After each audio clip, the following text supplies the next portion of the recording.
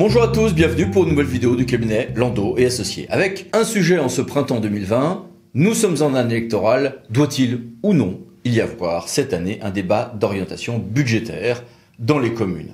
Bon, d'abord, les communes de moins de 3500 habitants, ceux qui ne changent pas, ne sont pas concernées, elles n'ont pas l'obligation de faire un DOB. Mais pour les autres, en année électorale, on a eu, il y a fort longtemps, en 1995, voici les références, un arrêt qui nous disait « Non, cette année, il n'y a pas besoin de débat d'orientation budgétaire ». Mais le raisonnement était le suivant. C'est une loi du 6 février 92 qui a imposé qu'il y ait un DOB, et ce débat d'orientation budgétaire devait être organisé dans les conditions précisées par règlement d'intérieur. Or, le règlement intérieur, la nouvelle loi laissait aux conseils municipaux 6 mois pour l'adopter. Donc, en 1992, date de création des obligations en matière de DOB d'une part et de règlement intérieur d'autre part pour les communes, le législateur laisse 6 mois pour faire un RI et donc évidemment, nous dit le Conseil d'État, pour adopter un débat d'orientation budgétaire.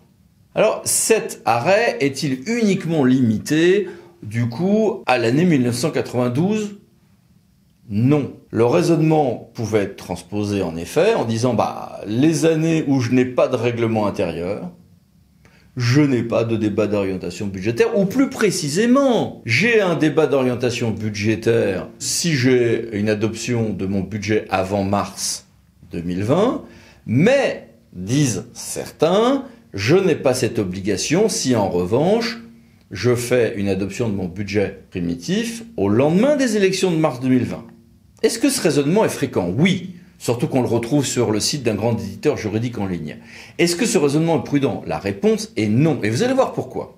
Tout ce raisonnement revient à dire quand j'ai pas de RI, je n'ai pas de DOB. Donc si j'adopte un budget primitif avant mars 2020, il faut que je fasse un débat d'orientation budgétaire parce que j'ai encore mon règlement intérieur. Passé mars 2020, je n'ai pas de règlement intérieur, donc je n'ai pas l'obligation de faire de débat d'orientation budgétaire, et c'est en cela que cet arrêt de 95 serait transposable. Pourquoi serait transposable? Parce que j'y crois pas du tout. Et je vais vous dire pourquoi.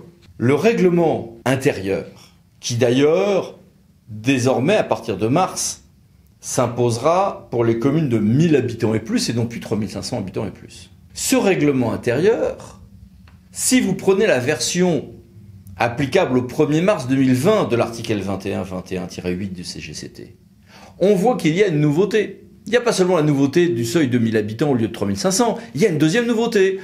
On nous dit bien que le règlement intérieur précédemment adopté, ça continue à s'appliquer jusqu'à l'adoption du nouveau règlement. Donc tout l'argument consistant à dire faute de règlement intérieur, postérieurement à mars 2020, pendant une période maximale de 6 mois, je n'ai pas de DOB, ne tient plus, puisque j'ai bien le CGCT qui me dit j'ai une continuation du règlement intérieur.